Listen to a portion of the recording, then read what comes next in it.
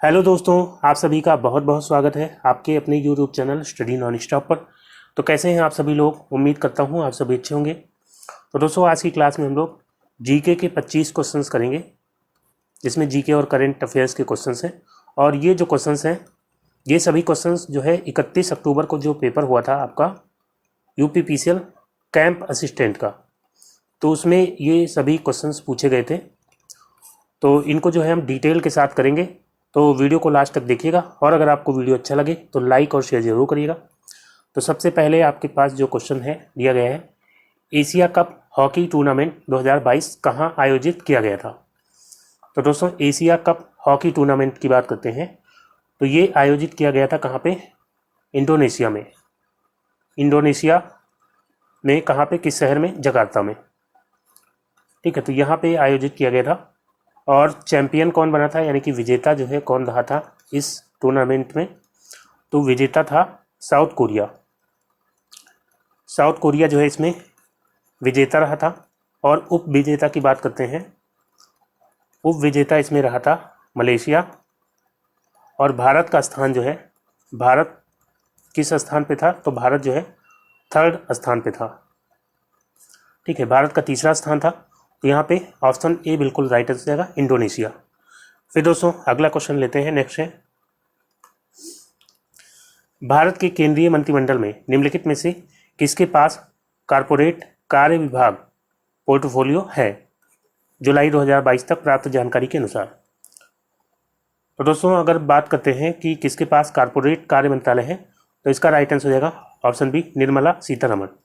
इनके पास जो है वित्त मंत्रालय है, और इसके अलावा कारपोरेट कार्य मंत्रालय भी इन्हीं के पास में है। ठीक है, तो यहाँ पे बी ऑप्शन राइट आंसर हो जाएगा। धर्मेंद्र प्रधान की बात करते हैं तो इनके पास कौन सा मंत्रालय है? तो इनके पास है एक तो शिक्षा मंत्रालय, इसके अलावा कौशल विकास एवं उद्यमिता मंत्रालय, कौशल विकास एवं उद्यमिता मंत्रालय।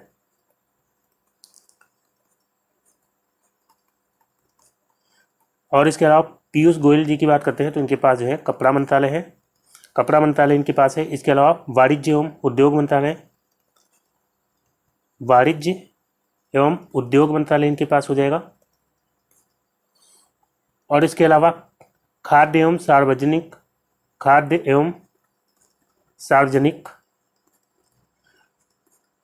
सार्वजनिक वितरण मंत्रालय, ये जो है इनके पास है इतना मंत्रालय।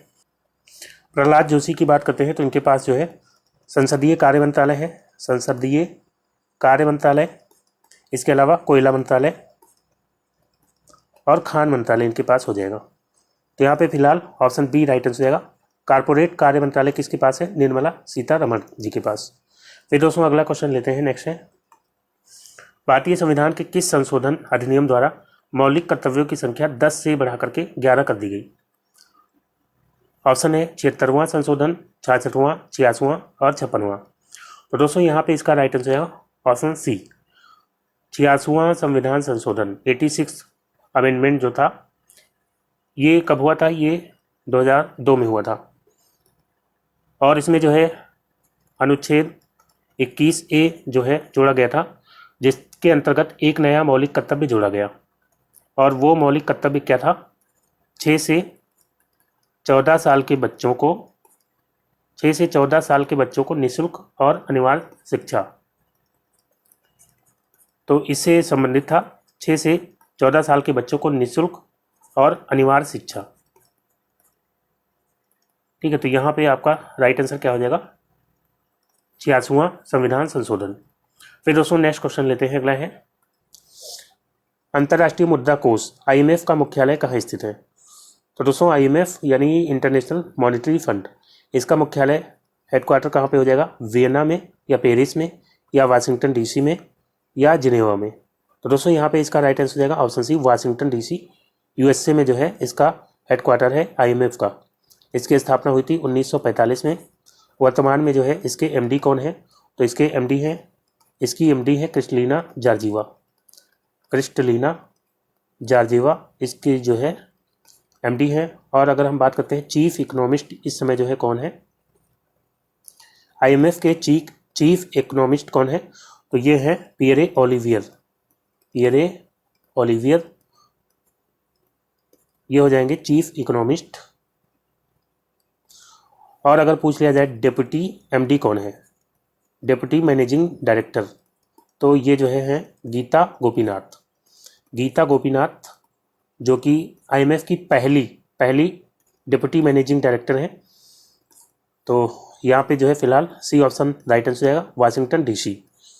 फिर दोस्तों अगला क्वेश्चन लेते हैं, नेक्स्ट है 1917 में महात्मा गांधी ने चंपारण अभियान कहाँ आरंभ किया था।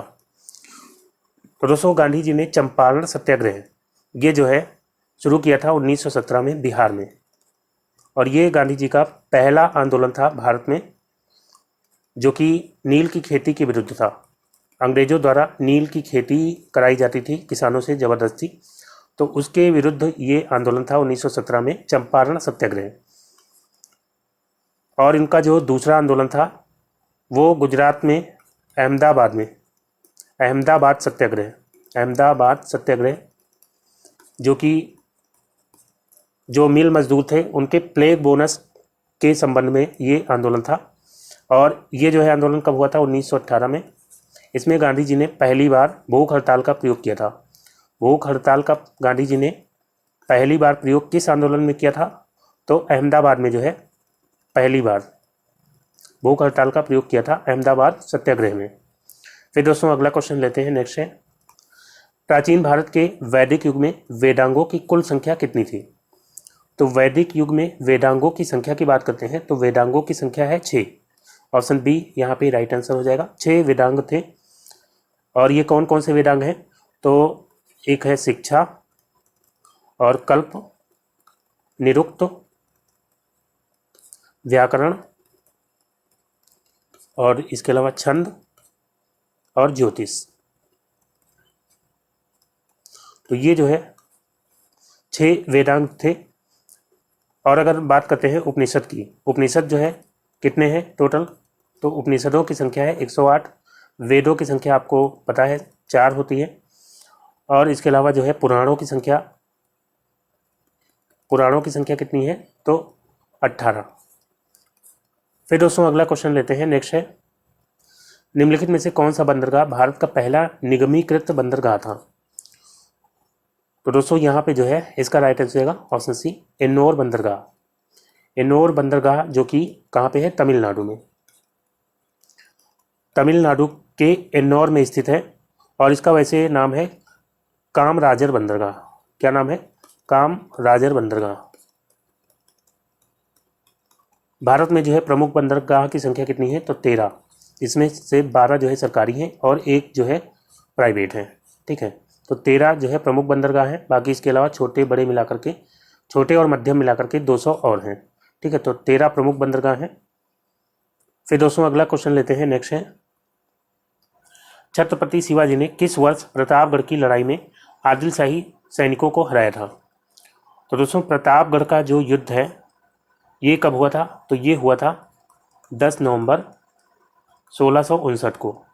10 नवंबर 1659 को कहाँ पे, सतारा, महाराष्ट्र में। तो ये युद्ध मराठों के बीच में और आदिलशाही सेना के बीच में ये हुआ था। मराठों की तरफ से कौन थे, मराठों की तरफ से थे छत्रपति शिवाजी, मतलब उनका नेतृत्व कर रहे थे मराठों का शिवाजी। और किसके बीच में हुआ था, तो आदिलशाही सैनिकों के बीच में हुआ था। आदिलशाही जनरल कौन था, अफजल खान। तो शिवाजी और अफजल खान के बीच में युद्ध हुआ था जिसमें मराठे जीते थे। और ये युद्ध कब हुआ था, 1659 में। तो 1659 यहाँ पे राइट आंसर हो जाएगा। फिर दोस्तों अगला क्वेश्चन लेते हैं, नेक्स्ट है डॉक्टर मनमोहन सिंह ने किस अवधि के दौरान भारतीय रिजर्व बैंक के गवर्नर के रूप में कार्य किया था। तो दोस्तों मनमोहन सिंह इन्होंने जो है आरबीआई के गवर्नर के रूप में कब से कब तक काम किया, तो इसका राइट आंसर हो जाएगा ऑप्शन बी, 1982 से 1985 तक ये जो है आरबीआई के गवर्नर रहे थे। और इसके अलावा 1991 से लेकर के 1996 तक जो है ये फाइनेंस मिनिस्टर रहे थे, वित्त मंत्री। और 2004 से लेकर के 2014 तक ये जो है पीएम रहे थे कांग्रेस की तरफ से। तो यहाँ पे जो है फिलहाल बी ऑप्शन राइट आंसर रहेगा। 1982 से 1985 तक ये जो है आरबीआई के गवर्नर के रूप में इन्होंने कार्य किया था। फिर दोस्तों अगला क्वेश्चन लेते हैं, नेक्स्ट है, भारत के राष्ट्रपति का चुनाव एक निर्वाचक मंडल द्वारा किया जाता है, निम्नलिखित में से कौन निर्वाचक मंडल के एक भाग हैं? तो दोस्तों जो राष्ट्रपति का निर्वाचक मंडल होता है राष्ट्रपति के चुनाव के लिए, उसमें जो है संसद के दोनों सदनों के निर्वाचित सदस्य होते हैं, दोनों सदनों के लोकसभा और राज्यसभा के निर्वाचित सदस्य होते हैं, मतलब मनोनीत सदस्य नहीं होते, निर्वाचित सभी सदस्य होते हैं।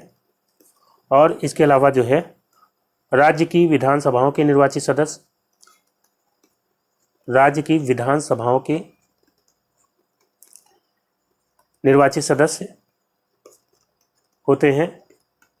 और इसके अलावा जो है दो केंद्र शासित प्रदेश हैं, एक है दिल्ली और एक है पुडुचेरी।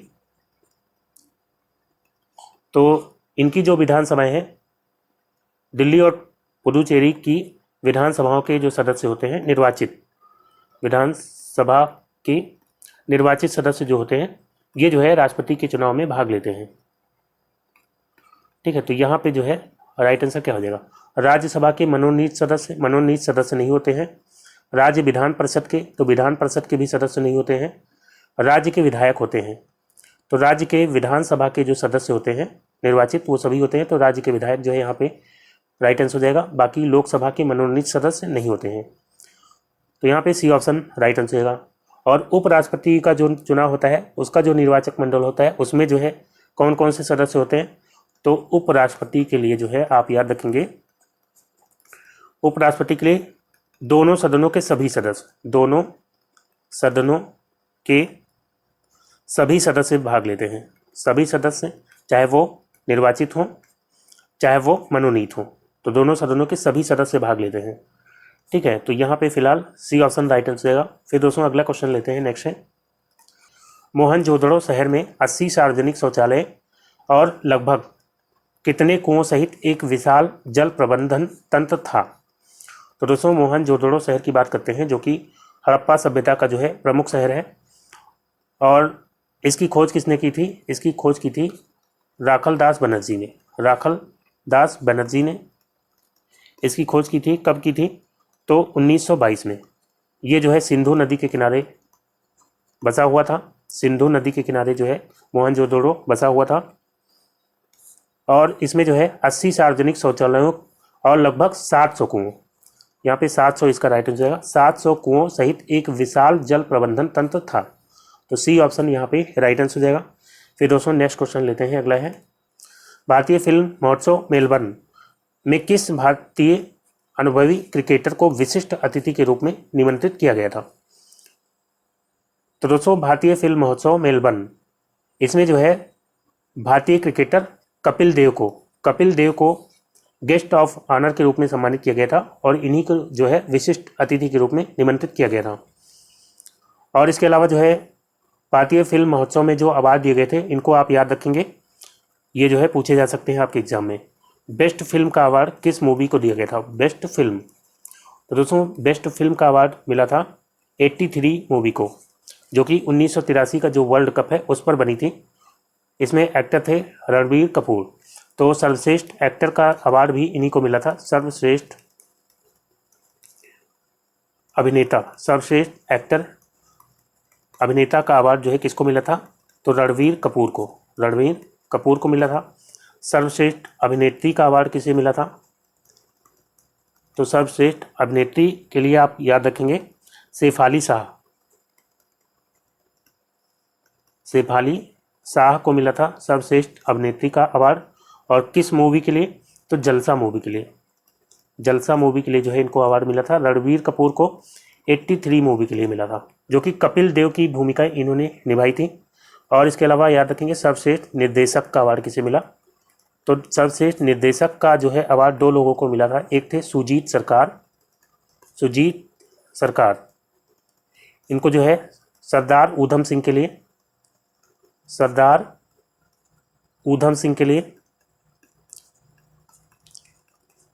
और अपर्णा सेन और अपर्णा सेन को जो है किस मूवी के लिए, तो अपर्णा सेन को द रेपिस्ट मूवी के लिए बेस्ट डायरेक्टर यानी कि निर्देशक का अवार्ड दिया गया था। तो इतने अवार्ड जो है कम से कम आप याद रखेंगे। तो यहाँ पे फिलहाल ये ऑप्शन राइट आंसर जाएगा कपिल देव। फिर दोस्तों अगला क्वेश्चन लेते हैं, नेक्स्ट है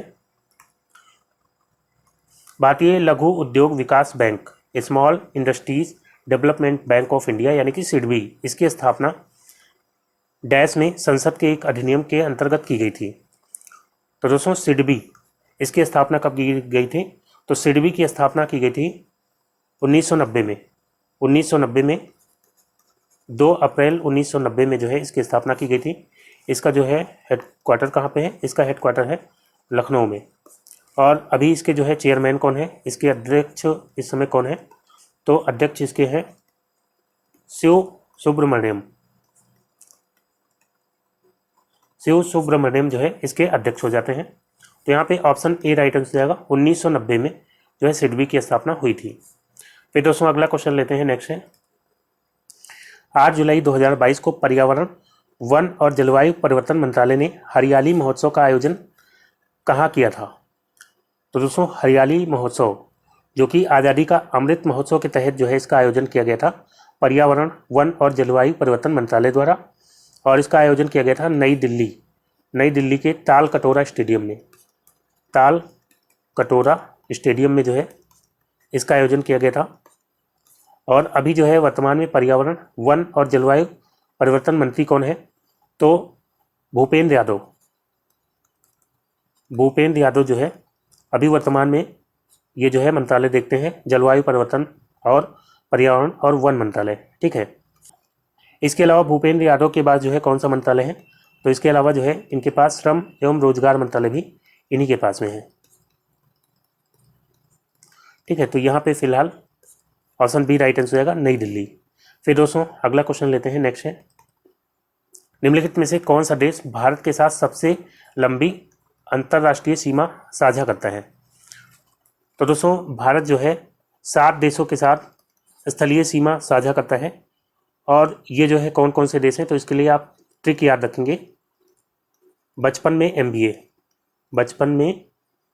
MBA, ठीक है, इस तरह से याद रखेंगे। तो यहाँ पे जो है बांग्लादेश हो जाएगा, जिससे जो है भारत देश की सबसे लंबी सीमा लगती है 4096 किलोमीटर, ठीक है।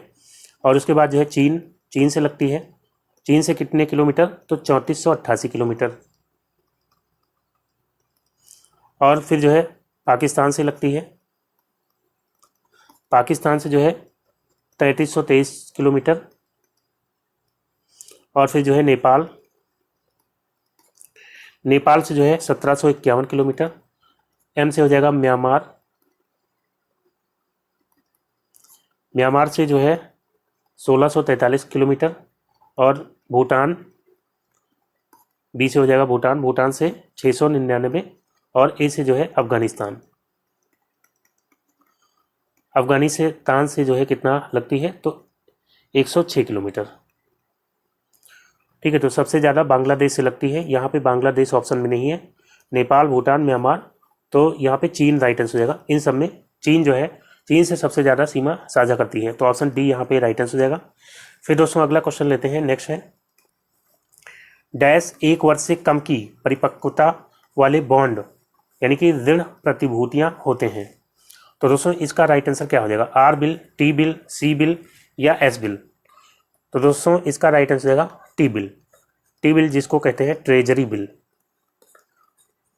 बिल। ये क्या होता है, तो ये जो है एक इन्वेस्टमेंट का ऑप्शन होता है जो कि आरबीआई की मदद से सरकार जारी करती है। जब सरकार को 1 साल से कम के लिए पैसों की ज़रूरत होती है, जिसमें जो है जो निवेशक होते हैं, निवेश करते हैं, उनको जो है एक निश्चित ब्याज मिलता है, ठीक है। तो यहाँ पे जो है ट्रेजरी बिल इसका राइट आंसर जाएगा। ये 1 साल से कम की परिपक्वता वाला बॉन्ड होता है, तो यहाँ पे ऑप्शन बी राइट आंसर जाएगा।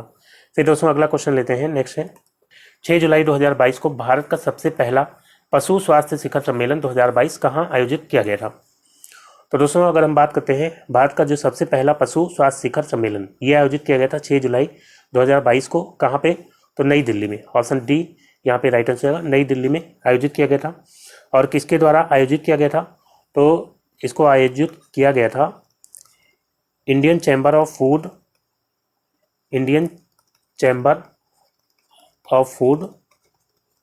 एंड एग्रीकल्चर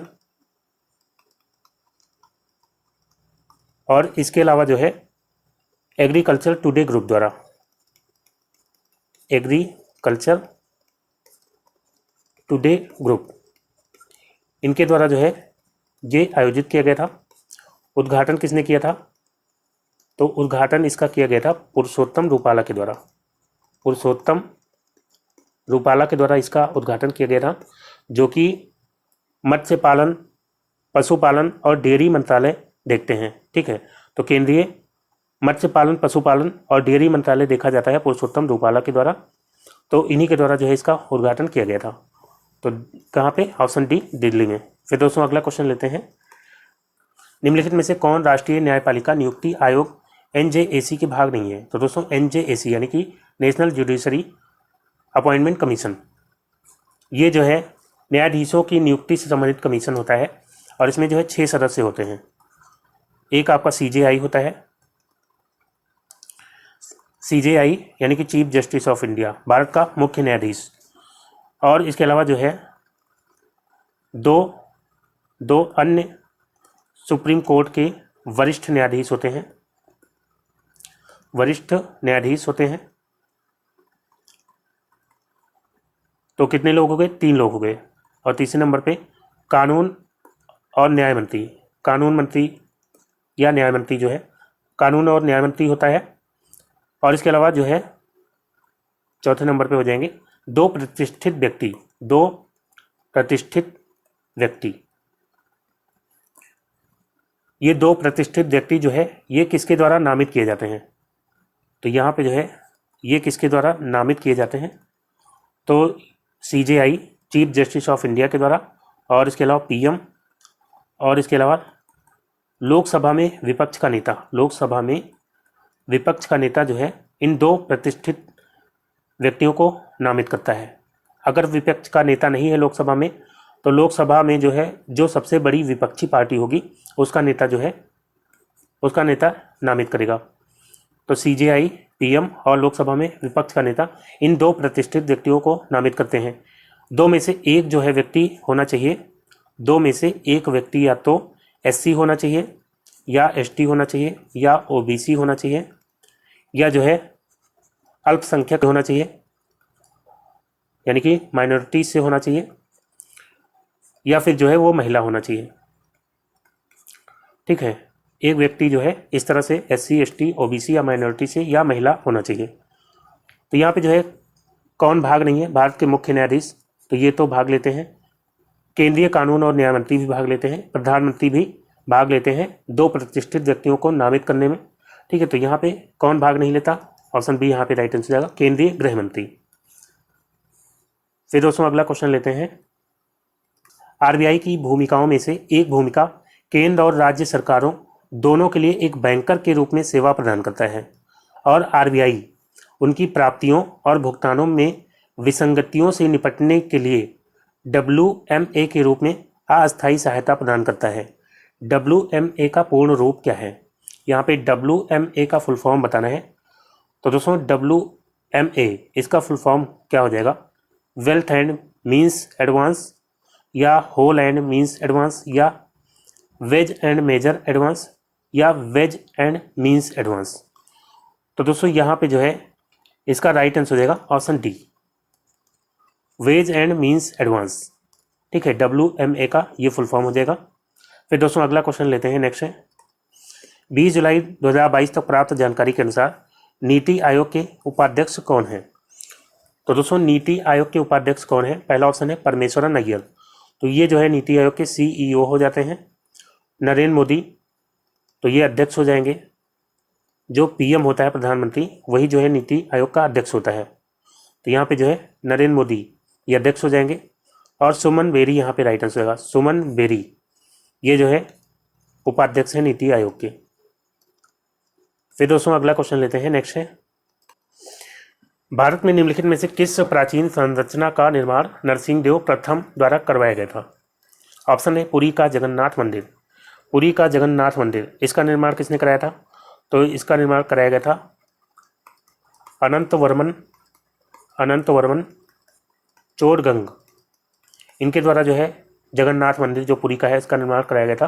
और ये जो है कलिंग के राजा थे, कलिंग शासक थे, इन्होंने जो है इसका निर्माण शुरू कराया था। बीजापुर का गोल गुंबद जो कि कहाँ पे है? कर्नाटक में, इसका निर्माण किसने कराया था? तो इसका निर्माण कराया गया था मोहम्मद आदिल शाह के द्वारा, मोहम्मद आदिल शाह के द्वारा। कोणार्क का सूर्य मंदिर, तो ये जो है इसका राइट आंसर रहेगा ऑप्शन सी, कोणार्क का सूर्य मंदिर, ये जो है नरसिंह देव प्रथम के द्वारा इसका निर्माण कराया गया था। बाकी जो है एलोरा का कैलाशनाथ मंदिर, इसका निर्माण कराया गया था राष्ट्रकूट शासक थे कृष्ण प्रथम, राष्ट्रकूट शासक कृष्ण प्रथम के द्वारा जो है कैलाश मंदिर का निर्माण कराया गया था। तो यहाँ पे फिलहाल सी ऑप्शन राइट आंसर आएगा, कोणार्क का सूर्य मंदिर जिसका निर्माण कराया गया था नरसिंह देव प्रथम के द्वारा। फिर दोस्तों अगला क्वेश्चन लेते हैं, नेक्स्ट है, भारत में केंद्रीय औषधि अनुसंधान संस्थान सेंट्रल ड्रग रिसर्च इंस्टीट्यूट का मुख्यालय कहाँ स्थित है? तो सेंट्रल ड्रग रिसर्च इंस्टीट्यूट यानी कि CDRI, इसका जो हेडक्वार्टर है ये कहाँ पे? लखनऊ, रायपुर, हैदराबाद या मैसूर? तो दोस्तों यहाँ पे इसका राइट आंसर जाएगा लखनऊ, लखनऊ में है CDRI का हेडक्वार्टर। और इसके अलावा लखनऊ में याद रखेंगे केंद्रीय विष अनुसंधान औषधि का भी है और विष अनुसंधान संस्थान का भी हेडक्वार्टर कहाँ पे है? लखनऊ में। इसके अलावा जो है केंद्रीय वनस्पति अनुसंधान संस्थान का हेडक्वार्टर भी कहाँ पे है? लखनऊ में। इसके अलावा जो है गन्ना अनुसंधान संस्थान भी लखनऊ में हो जाता है। ठीक है, भारतीय गन्ना अनुसंधान संस्थान यानी कि Indian Institute of Sugarcane Research, ये भी आपका लखनऊ में है।